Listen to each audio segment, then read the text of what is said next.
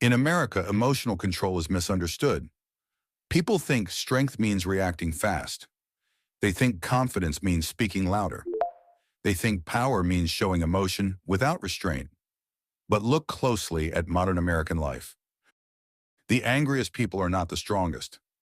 The loudest voices are rarely the wisest. And the most emotional reactions often hide the deepest insecurity. Stoic philosophy begins with a simple but uncomfortable truth. Your emotions are not facts. They are interpretations. In the United States, from childhood, people are taught to express everything they feel. But no one teaches them how to question what they feel. Stoicism does not tell you to suppress anger. It teaches you to understand it before it controls you. Because the moment you react emotionally without awareness, you hand over control of your life. A comment from a coworker ruins your entire day. A social media post triggers rage. A relationship disagreement becomes a personal war. Stoics saw this pattern thousands of years ago. They realized that most human suffering does not come from reality. It comes from resistance to reality. Marcus Aurelius, the most powerful man in the world at his time, ruled an empire. Yet his greatest battles were not on the battlefield. They were inside his own mind. He wrote reminders to himself like a man fighting an invisible enemy. Not enemies outside, but fear, ego, impulse. In modern America, the enemy looks different, but the damage is the same. Stress replaces swords. Deadlines replace wars. Social pressure replaces invasion. Stoicism teaches you to separate what is happening from what your mind is telling you about what is happening. This is where emotional control begins. When something happens, there is a moment, a small, almost invisible moment, between stimulus and response. Most people never notice it. Stoics live inside it. That moment is where freedom exists. In that moment, you decide, will I react or will I respond?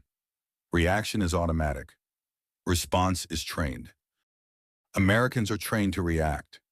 Stoics are trained to pause. And that pause is not weakness. It is dominance over the self. Epictetus, who was born a slave, understood something modern society still struggles to accept. You can lose money. You can lose status. You can lose relationships. But if you lose control over your emotions, you lose everything.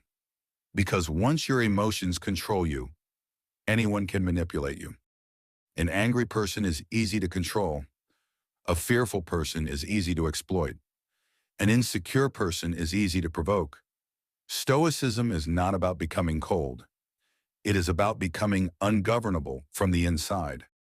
In American work culture, emotional reactions are expensive. One outburst can destroy years of credibility. One impulsive decision can end a career. One emotional email can close doors forever. Stoics do not react in the heat of the moment. They delay judgment. They understand that emotions rise quickly, but clarity arrives slowly. So they wait. They breathe. They ask themselves a simple question. Will this matter in 5 years? Most things that trigger Americans daily will not matter in 5 weeks. Yet people sacrifice peace, health, and dignity for temporary emotional release. Stoicism teaches emotional economy. Do not spend energy where it brings no return. Anger rarely fixes anything. Anxiety rarely protects you. Overthinking rarely solves problems. But calm observation does. Stoics train themselves to observe emotions, the way a scientist observes data. Not judging, not suppressing, just watching. And in watching, emotions lose their grip. In relationships, Americans often confuse love with emotional intensity. They believe love must be dramatic. They believe passion must be unstable. They believe jealousy is proof of care. Stoicism rejects this chaos. Stoic love is grounded. It is steady. It does not beg. It does not chase. It does not explode. A Stoic understands that another person's behavior is not under their control. Trying to control someone else emotionally is a guaranteed path to suffering. Stoics focus on being worthy of respect, not demanding it. They focus on self-mastery, not emotional domination. In modern America, where anxiety and depression are rising faster than ever, Stoicism offers an uncomfortable but powerful solution. You are not broken. You are undisciplined. And discipline is learnable. Stoics did not wait to feel calm. They acted calmly until calm became their default. They practiced emotional control daily, not when life was easy, but especially when life was hard. They expected adversity. So when hardship arrived, it did not shock them. Most Americans expect comfort, so discomfort feels like injustice. Stoics expect difficulty, so difficulty feels normal. This shift alone changes everything. When you stop asking, "Why is this happening to me?" and start asking, "How should I respond to this?" you regain control. Stoicism teaches that no one can insult you. Without your permission, no one can offend you, unless you value their opinion more than your peace. This is not arrogance.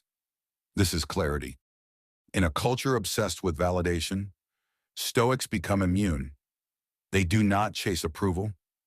They do not fear rejection, because their self-worth is internal, not crowdsourced. They measure themselves by effort, not outcome, by character, not applause. This is why Stoic emotional control feels dangerous to a society built on reaction, because a person who cannot be emotionally provoked cannot be easily controlled. And that kind of person is rare. A Stoic understands something that modern American culture often avoids. Pain is unavoidable. Suffering is optional. Most suffering comes from emotional resistance. Resisting failure. Resisting rejection. Resisting discomfort. Resisting reality. Stoicism does not promise a painless life. It promises a stronger mind. When something goes wrong, the Stoic does not ask for escape. He asks for endurance. This is why Stoicism built warriors, leaders, and survivors. Not because they felt less, but because they were not ruled by what they felt. In America, emotional control is often mistaken for emotional coldness. But Stoics are not numb. They are selective. They choose when emotion is useful, and when it is destructive. Fear can protect you, but living in fear will destroy you. Anger can signal injustice, but living in anger will consume you. Stoicism teaches you to extract information from emotions without obeying them. When anxiety appears, the Stoic does not panic. He asks, "What am I trying to control that is not mine to control?" Most anxiety in modern life comes from this mistake: trying to control outcomes, trying to control other people's reactions, trying to control the future. The Stoic focuses only on effort. Show up prepared, act with integrity, accept the result. This mindset alone frees the American mind from constant pressure, because when effort is your responsibility and outcome is not, failure loses its sting. You stop fearing mistakes. You stop fearing judgment. You stop fearing uncertainty, and fear loses its power. Stoicism also teaches emotional patience. Most people react to the first version of a situation. Stoics wait for the full picture. They know that time reveals truth. In relationships, this patience prevents regret. In careers, it prevents self-sabotage. In conflict, it prevents permanent damage. The Stoic understands that saying nothing is sometimes the most powerful response, not because they are afraid, but because they are in control. Silence is not empty. It is measured. In American society, where everyone is competing to be heard, the calm presence stands out. A Stoic does not rush to explain himself. He lets consistency speak. He does not chase respect. He earns it quietly. This quiet strength is uncomfortable for emotional people because it cannot be manipulated. Stoicism also demands brutal honesty with oneself. No excuses, no victim mentality, no emotional storytelling. If something hurts, acknowledge it. If something is your fault, own it. If something is beyond your control, release it. This honesty builds emotional resilience.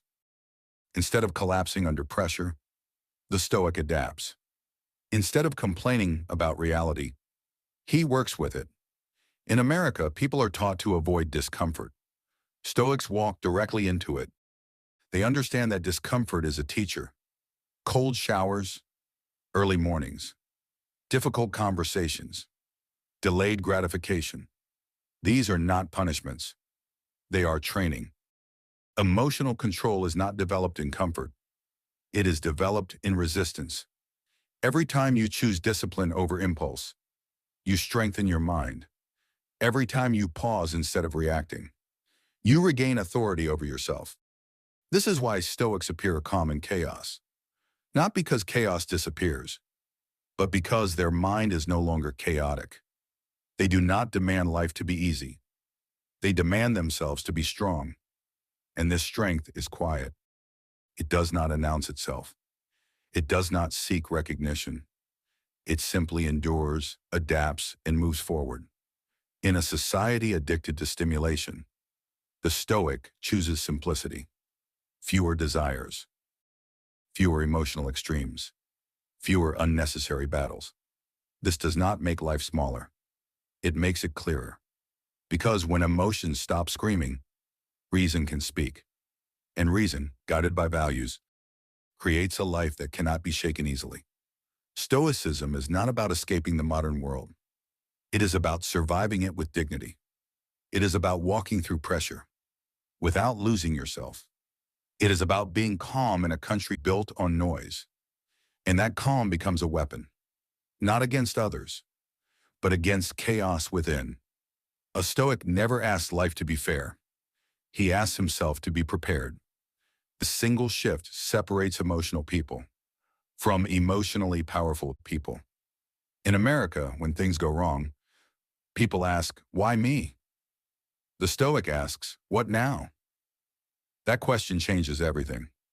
Because why me keeps you stuck in emotion. What now moves you into action. Stoics believe that life is not happening to you. It is happening for the development of your character. Every delay trains patience. Every insult trains restraint. Every loss trains resilience. Most people waste these lessons by reacting emotionally. The Stoic collects them like weapons. He knows that the world will test him, so he trains daily, quietly, without drama. He does not wake up hoping for an easy day. He wakes up ready for a difficult one. This is why Stoics are hard to shake. When criticism comes, they do not collapse. When praise comes, they do not inflate. They stay centered. In a culture obsessed with image, Stoics focus on substance. They do not build a life for applause. They build a life they can respect in silence. Emotional control gives them a rare advantage. They can think clearly when others panic. They can decide calmly when others rush. They can endure when others quit. This is not talent. This is training. Stoics train their mind the way athletes train their body. Daily reflection, self-examination, mental rehearsal of adversity. They imagine loss. So loss does not destroy them. They imagine failure. So failure does not paralyze them. This practice is uncomfortable, but it creates freedom. Because when you have already faced the worst in your mind, reality feels manageable. In modern America, people avoid thinking about pain. Stoics face it head on, not to suffer, but to become fearless. Fear loses power when it is seen clearly. Most fear is imaginary. Most anxiety is anticipation. Stoicism brings you back to the present moment. Right now, you can breathe. Right now, you can choose your response. Right now, you can act with dignity. That is enough. Stoics do not measure life by happiness alone. They measure it by virtue. Did I act honestly today? Did I control my temper? Did I do my duty despite discomfort? This internal scorecard makes them independent from public opinion. They do not need constant reassurance. They do not crumble under criticism, because their approval comes from within. In relationships, this makes them stable. In leadership, this makes them trusted. In crisis, this makes them reliable. People feel safe around emotionally controlled individuals, because calm is contagious. In a country filled with emotional noise, calm feels like authority. Stoicism teaches you that you do not need to win every argument. You do not need to correct every mistake. You do not need to respond to every provocation. Energy is limited. Spend it where it matters. This discipline creates clarity. You stop reacting to everything and start responding only to what deserves you. That is emotional mastery. Not suppression, not denial. Mastery. And mastery feels quiet. It feels like walking away without explaining. It feels like listening more than speaking. It feels like letting go without bitterness. This is why Stoicism survives every era. Empires fell. Technologies changed. Cultures shifted. But the human mind remained vulnerable to emotion. Stoicism remains relevant because emotional control will always be rare. And rare things are powerful. In the end, Stoicism does not promise you a perfect life. It offers you something far more valuable: a stable mind. In a world that profits from your reactions, emotional control becomes rebellion. When you stop reacting, you stop bleeding energy. When you stop chasing approval, you reclaim your dignity. Stoicism teaches that true freedom is not political, not financial, not social. It is internal. You are free the moment nothing outside of you can control your inner state. America celebrates loud victories. Stoicism celebrates quiet strength. It does not ask you to feel powerful. It teaches you to act with control. Until power becomes your nature, you will still feel anger. You will still feel fear. You will still feel pain, but they will no longer command you. You will observe them, learn from them, and let them pass, because you understand now that emotions are visitors, not rulers. The strongest people in history were not the most emotional. They were the most disciplined. And discipline is not punishment. It is self-respect. So the next time life tests you, remember this: you do not need to win the moment. You need to master yourself. When you control your emotions, you control your destiny. And that is the Stoic way.